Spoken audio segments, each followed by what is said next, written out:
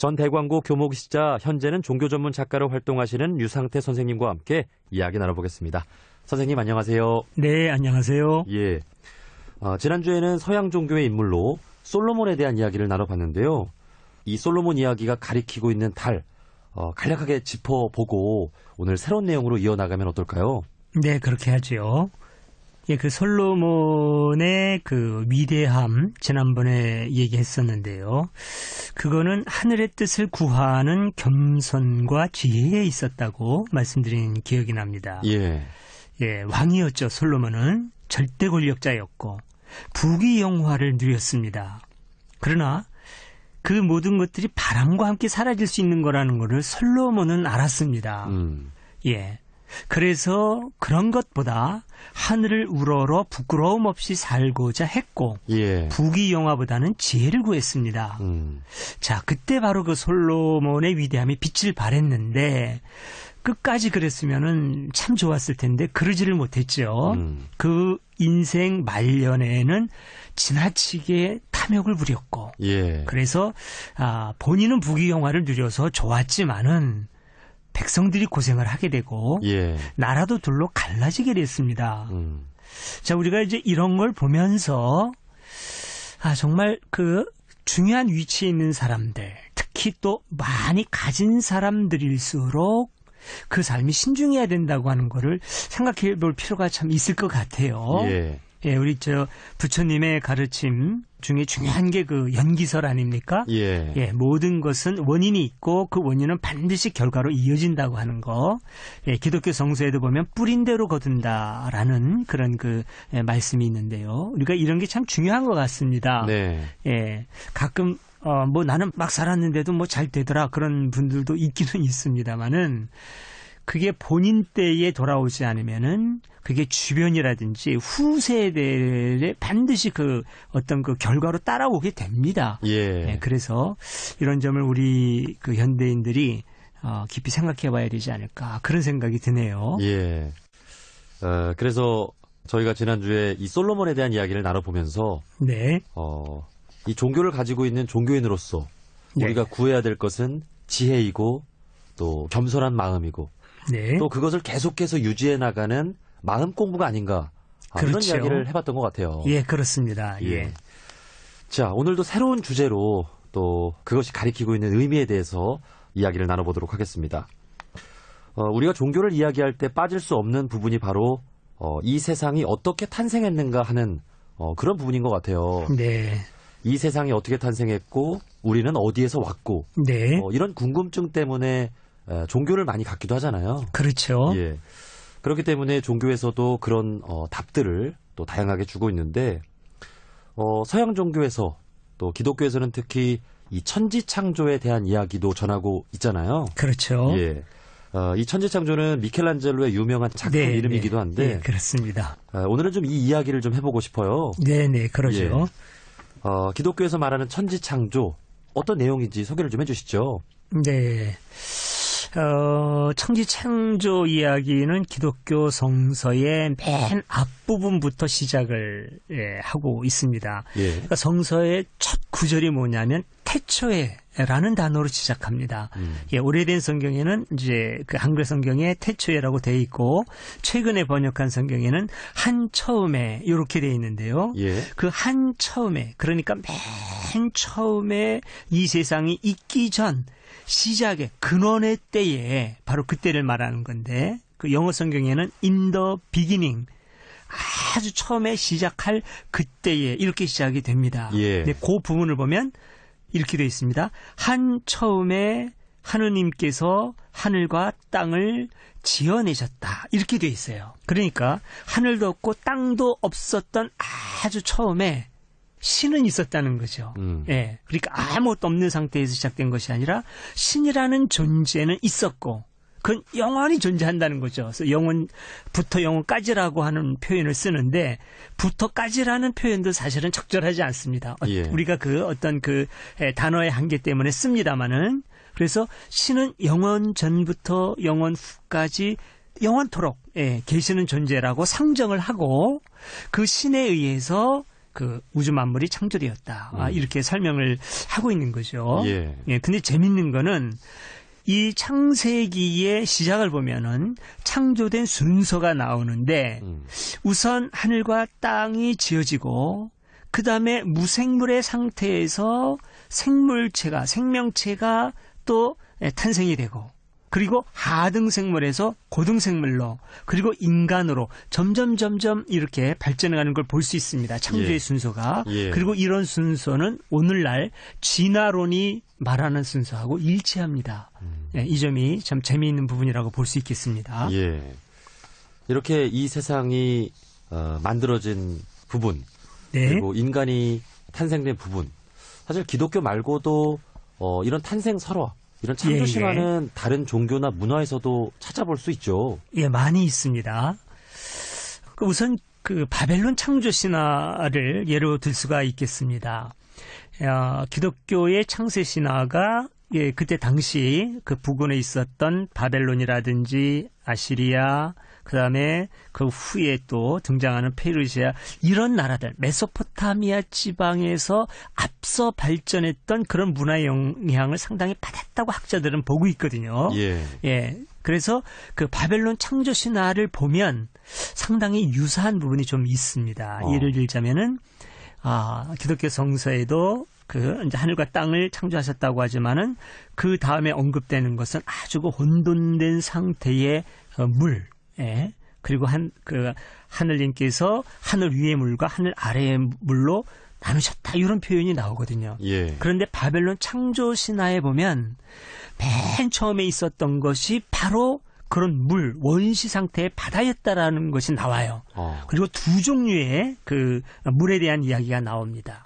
압수하고 티아맛 이렇게 나오는데 압수는 그 소금기가 없는 물, 소금기가 없는 바닷물. 그다음에 티아맛은 소금기가 있는 바닷물. 이렇게 이제 구분할 수가 있죠. 예. 그런데 이 바닷물에서 많은 생명체들이 나오는 걸로 얘기를 합니다. 근데 이제 그 고대 창조 신화니까 그 바다가 인격화되죠. 그래서 압수와 티아맛이 서로 그 부부가 되어서 자식들을 많이 낳았는데 전부 다 신이 되었다. 이렇게 그 창세 신화는 설명을 합니다. 바벨론 창세 신화가요. 예. 그리고 이 신들이 싸우는데 이 싸움에서 그 마르둑이라고 하는 바벨론의 그 최고 신이 말하자면 그 신들의 싸움을 평정을 해서 최고 신이 되었다. 이제 이런 이야기가 나옵니다. 예, 기독교에서는 이제 그 야훼 신이 최고의 신이고 이런 여러 종족들과 싸우는 그 신들과 싸우는 얘기는 이제 신화에는 등장하지 않죠. 이제 유일신관이기 때문에. 그러나 바벨론 창조 신화에 이런 그 어떤 유사한 창조 신화 이야기가 나옵니다. 예. 그 바벨론 창세 신화하고 네. 또 기독교 창세 신화하고는 네네. 그 시기가 어떻게 되나요? 서로 영향을 뭐 주고받았을 가능성은 없나요?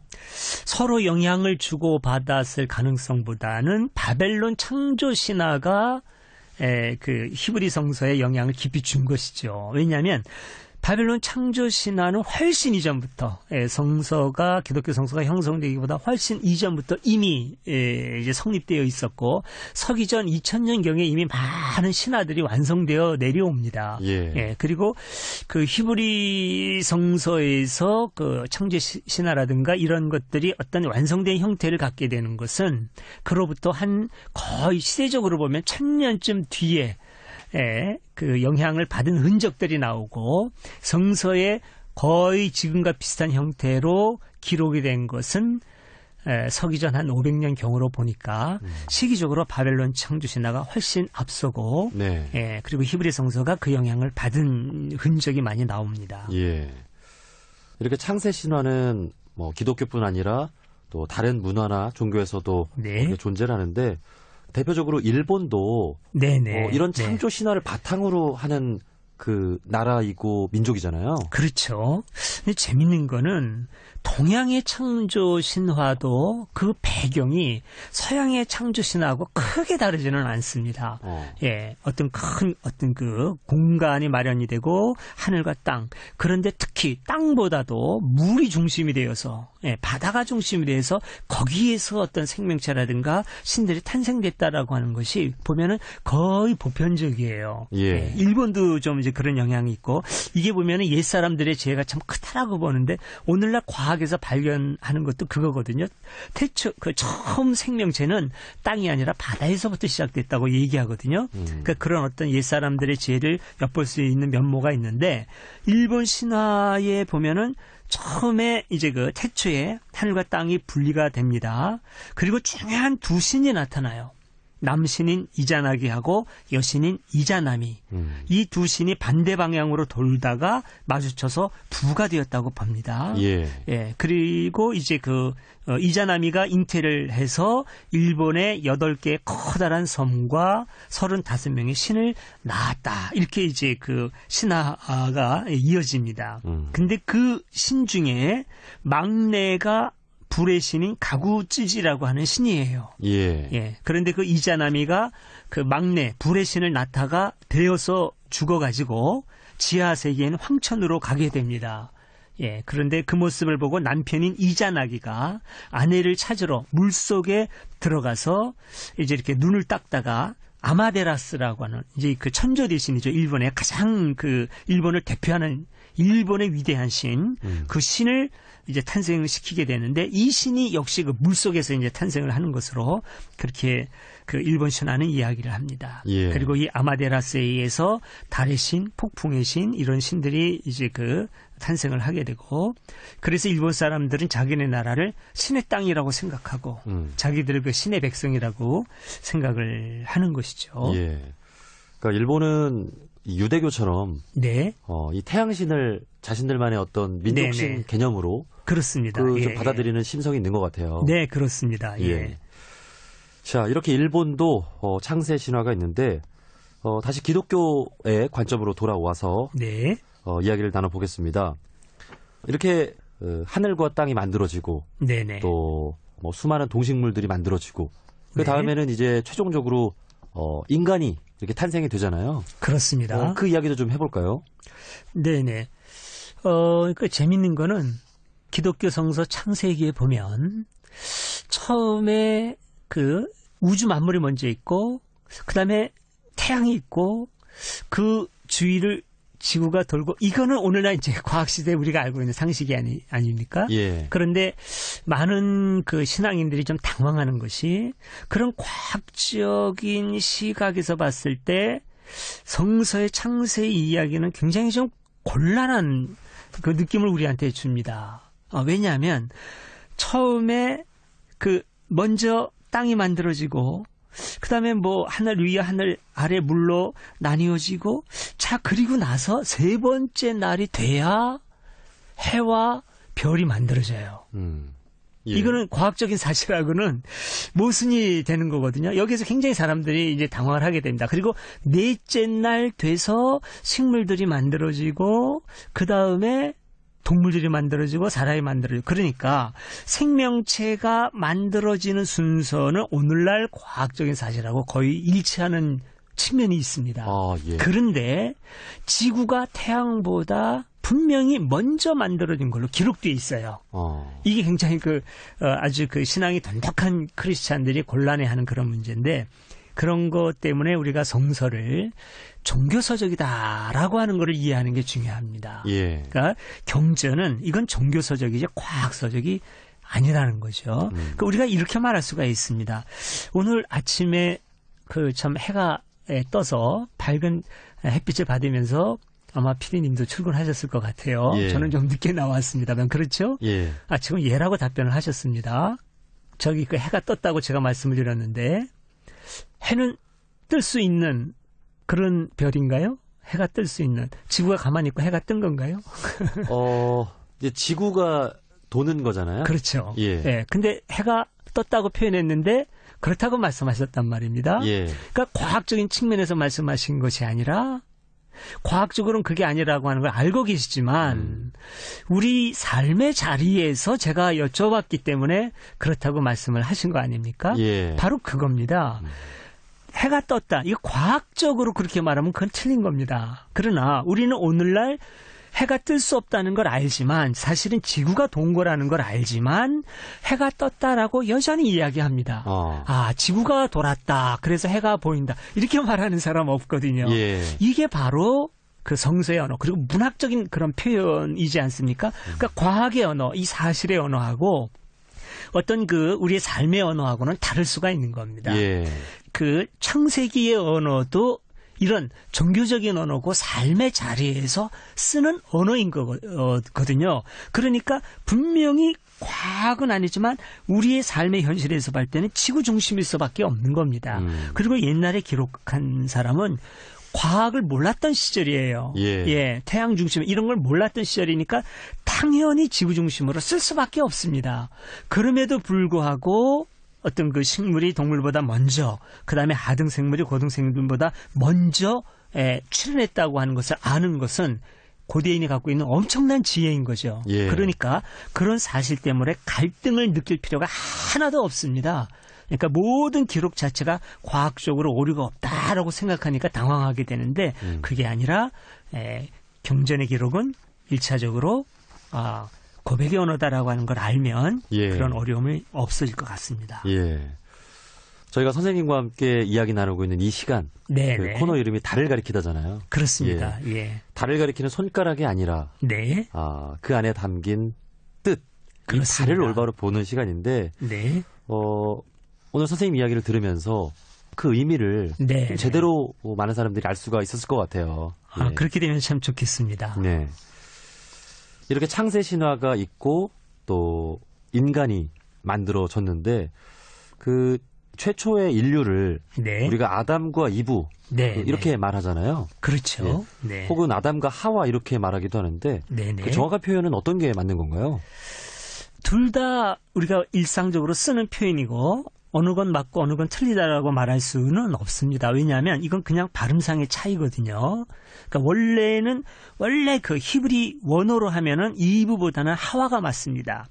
예, 아담과 하와로 되어 있는데 왜 이브라는 표현이 많이 쓰느냐면은 그 하와의 영어적인 표현이 이브거든요. 예, 그래서 우리가 이제 그 아담과 이브 그런 말을 많이 씁니다. 예를 들자면은 그 예수님의 정확한 발음은 예수스거든요. 예수스. 그런데 영어로는 지서스라고 얘기하지 않습니까? 그분들은 항상 지서스라고 그러지 예수스라고 안 하거든요.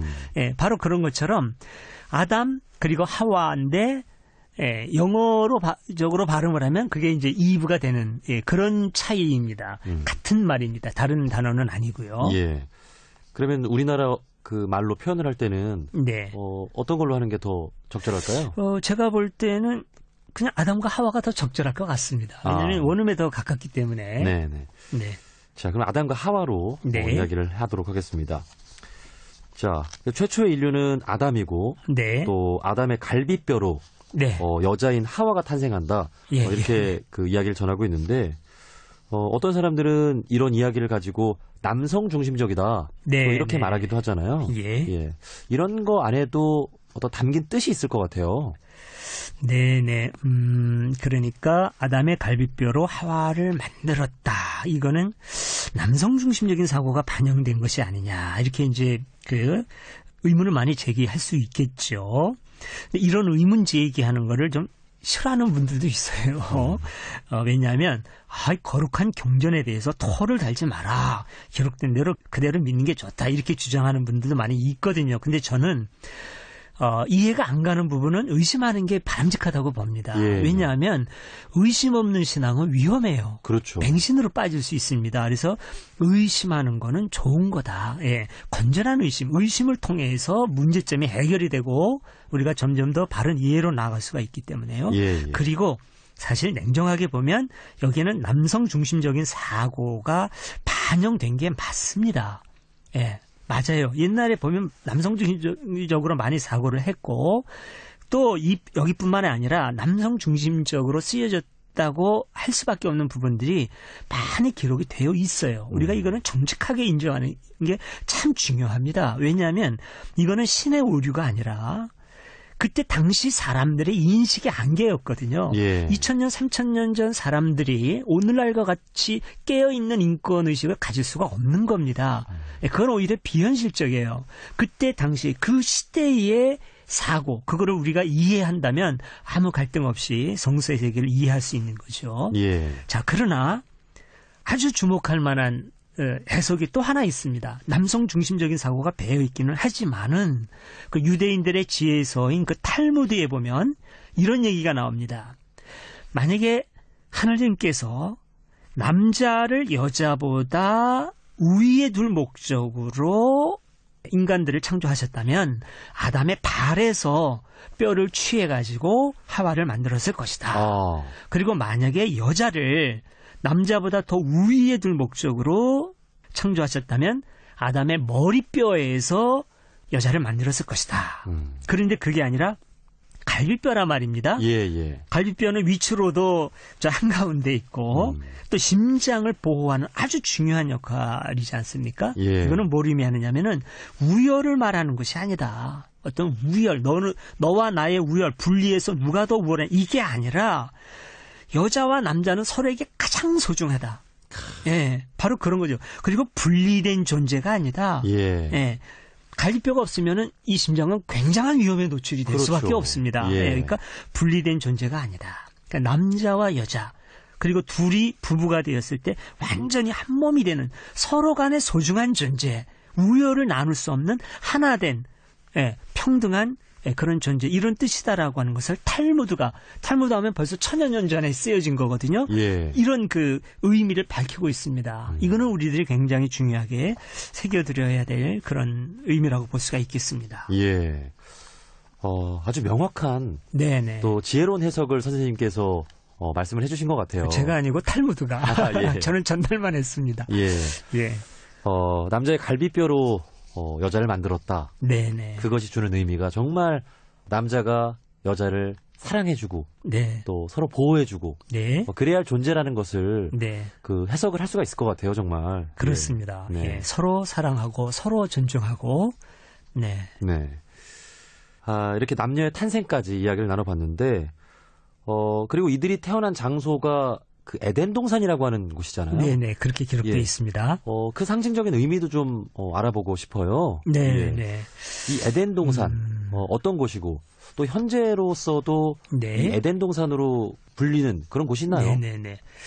그 에덴 동산이 이제 종교적으로 갖고 있는 그 의미가 있습니다. 그러니까 에덴은 부족함이 없는 곳이에요. 다 있는 곳.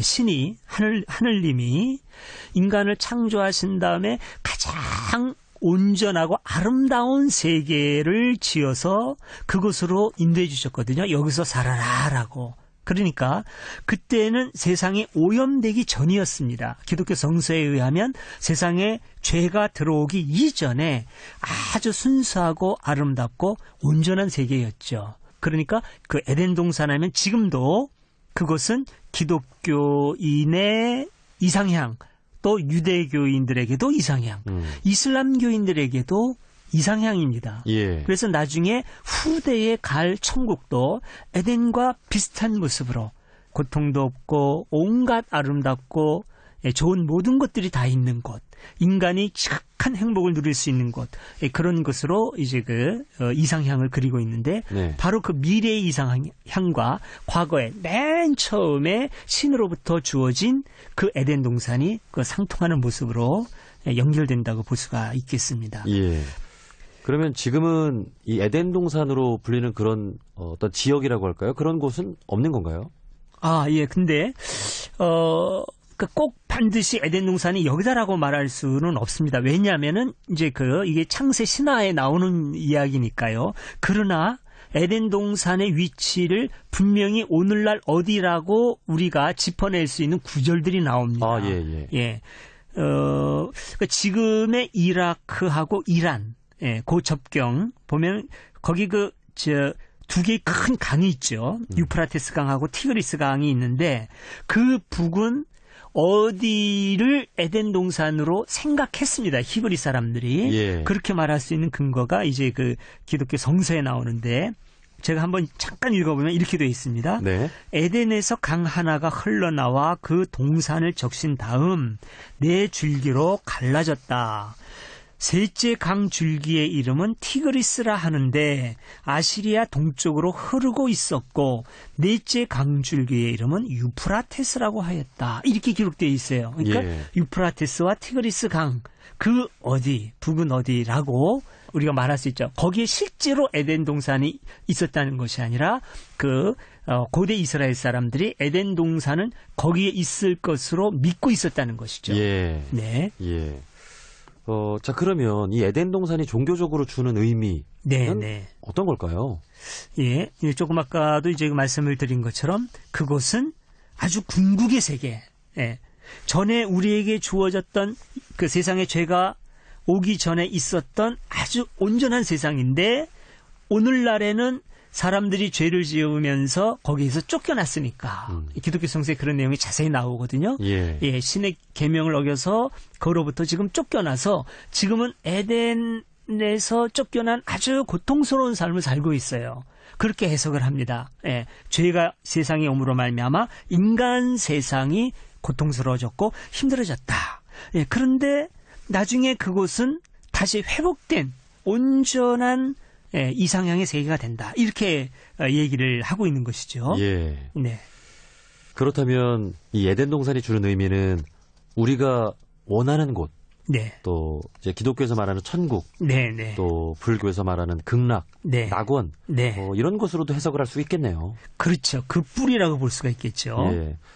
그러니까 우리가 그 죄를 짓지 않고 네. 또 평화롭게 살기를 원하는데 네. 사실 네. 우리 종교인들이 이 세상을 이렇게 낙원으로 만들어야 될 의무가 있는 것 같아요. 그렇죠. 예. 네, 기다리기만 하는 것이 아니라 우리 스스로 만들어내는 게 참 중요하죠. 예. 그렇기 때문에 이 에덴 동산 이야기를 네. 기독교 성서에서도 전하고 있는 게 아닌가 싶습니다. 네, 네. 예. 그렇게 이해해야 바람직하겠습니다. 예. 자, 이렇게 시간이 많이 흐르고 있는데 마지막으로 네.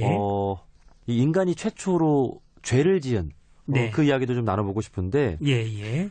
이 하와를 시험에 들게 해서 그 죄를 짓는 그 하나님의 명령을 거부하게 하는 그 짐승이 네, 바로 네. 뱀이잖아요. 예, 그렇게 예. 나오죠. 이 뱀도 어떤 그 종교적인 의미가 있을 것 같아요.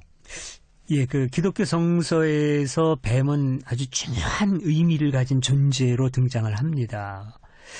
예, 제가 그냥 뱀을 동물이라고 하지 않고 존재라고 말씀드린 이유는 이 뱀이 바로 사탄, 그 악마를 상징하기 때문에 그렇습니다. 아, 예. 그러니까 에덴 동산에 등장하는 뱀은 그냥 단순히 동물로서의 뱀이 아니라 사탄을 상징하는 겁니다. 예, 그러니까 사탄이 지금 하나님께서 창조하신 아름다운 인간을 시기해서 하나님과 그 인간 사이를 이간질하기 위해서 등장한 것으로 보는 겁니다. 이 그 성서 기자들은요. 예. 예. 그런데 이 그 사탄이 원래부터 악한 존재는 아니었어요. 예. 원래부터 악하다고 하면 좀 모순이 발생하죠. 예, 그 기독교의 신은 유일신이고 모든 것을 창조한 것으로 되어 있는데 그 신이 악한 존재를 창조한 게 되니까. 그러니까 원래부터 악하지는 않았었는데 원래는 천사 중에 한 명이었었는데 그 천사가 교만해져서 신의 뜻을 거스린 그 타락한 천사가 바로 사탄이 되는 겁니다. 이게 이제 기독교 전통에 보면은 나와 있습니다. 예. 기독교 성서에는 이런 내용은 자세히 기록되어 있지는 않아요. 그러나 이제 기독교 전통에서 계속 내려오는 이야기고. 그래서 이 뱀이 지금 아담과 하와에게 나타나서 이간질을 하고 있는 것이지요. 네. 네. 그 이제 원불교에서는 우리의 자성에는 네. 그 선과학이 없고 예, 또 예. 경계를 따라서 네. 이 선악의 분기점이 된다라고 하는데 네, 네. 그러니까 우리가 마음 공부를 끊임없이 해야 되는 이유가 네, 사실 기독교에서 말하는 네. 이렇게 수많은 뱀 이런 유혹들이 있기 때문에 네, 네. 이 원불교에서 말하는 마음 공부가 또 필요한 이유도 이렇게 좀 찾아볼 수가 있을 것 같아요. 그렇습니다. 예. 자, 이렇게 오늘 선생님과 함께 기독교의 창세 신화와 인간 탄생에 주는 그 의미에 대해서 이야기를 나눠봤는데 마지막으로 오늘 이야기를 마무리하면서 네. 또 청취자분들께 전하고 싶은 그런 이야기가 있다면 마지막으로 해주시죠. 네네. 우리가 지금 이제 기독교의 창세 신화에 대한 얘기를 나누었는데요. 그 이야기에서 중요한 것은 이게 사실이냐 아니냐 이제 그게 아니고 거기에 담긴 의미가 무엇이냐라고 하는 거라고 말씀드렸지 않습니까? 예. 그러니까 이 창세 신화가 주는 의미는 크게 이제 두 가지로 정리할 수 있습니다. 우선 그 세상이 어떻게 만들어진 거냐, 그다음에 사람은 어떤 존재냐, 이 두 가지거든요. 네. 그러니까 기독교의 창세 신화는 이 세상이 궁극자와 연결되어 있다는 겁니다. 따로따로 존재하는 게 아니라 다 연결되어 있고 예. 그 연결의 정점에는 궁극자가 있다. 창조주가 있다. 그러니까 존재하는 모든 게 결코 무의미하게 존재하는 것이 아니다. 예. 기독교적인 표현으로 하면 신의 뜻에 따라 아름답게 창조되었다. 그러니까 그 창조의 질서, 아름다움을 우리가 존중하고 잘 유지해야 된다라고 하는 그런 의미가 있고요. 오늘날 우리가 환경보호를 왜 해야 되느냐에 대한 어떤 종교적인 그런 뚜렷한 이유도 제시해주고 있는 것이지요. 예. 그리고 이제 또 사람에 대해서 사람은 어떤 존재냐라고 했을 때 사람은 신의 뜻에 의해서 창조된 또 신의 모습을 닮은 존재다. 그래서 모든 사람은 다 귀하다. 하늘처럼 귀하다는 겁니다. 이건 또 동양의 인내천 사상하고도 그대로 연결이 되는 것이지요. 예. 예. 그래서 제가 어릴 때만 해도 그런 얘기가 있었거든요. 쌀과 사람은 아무리 많아도 귀한 거다. 예. 바로 이런, 요즘엔 이런 얘기 잘 안 하더라고요. 그러나 사람은 아무리 많아도 귀하다. 기독교적인 성서에 의해도 기독교의 창세 신화에 의하면 더욱더 신에 의해서 주어진 생명이기 때문에 신의 모습을 닮은 존재이기 때문에 사람은 함부로 어떤 그 스펙이라든지 외모를 가지고 평가해서는 안 된다. 그 내면에 신의 모습이 있다. 그러므로 무조건 귀하다라고 하는 그런 깨우침을 우리에게 준다고 볼 수 있겠습니다. 예. 저는 오늘 선생님과 함께 이 기독교의 창세신화 이야기를 들으면서 네. 이 원불교의 사은 네. 이 사상이 떠올랐어요. 아, 예. 예. 그러니까 원불교에서는 이 하나님과 네. 또 궁극 존재에 네. 대해서 사은으로 이렇게 표현을 하잖아요. 네, 네. 그래서 하나님이 인간을 위해서 첫째 날 뭐 빛과 어둠을 만들고 네. 또 둘째 날, 셋째 날 하늘과 땅과 네. 수많은 동식물을 만들고 네. 이렇게 마지막에 인간을 만들었는데 예, 예. 결국 그러한 모든 것이 인간을 존재하게끔 하는 네. 은혜다. 네. 이 네 가지 은혜로도 네, 그렇게 네. 볼 수가 있을 것 같아요. 예, 그렇겠네요. 예. 결국 그 모든 종교에 네.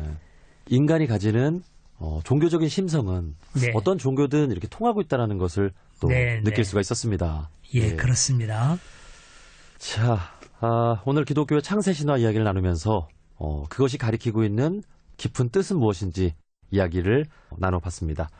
자, 다음 시간에도 또 새로운 내용으로 서양 종교의 이야기를 또 재미있게 나눠보는 시간을 가져보겠습니다. 네. 자, 지금까지 종교 전문 작가로 활동하시면서 소설 콘스탄티누스 신의 눈물이라는 책의 저자이신 류상태 선생님과 함께 이야기 나눠봤습니다. 선생님 오늘 좋은 말씀 고맙습니다. 네, 감사합니다.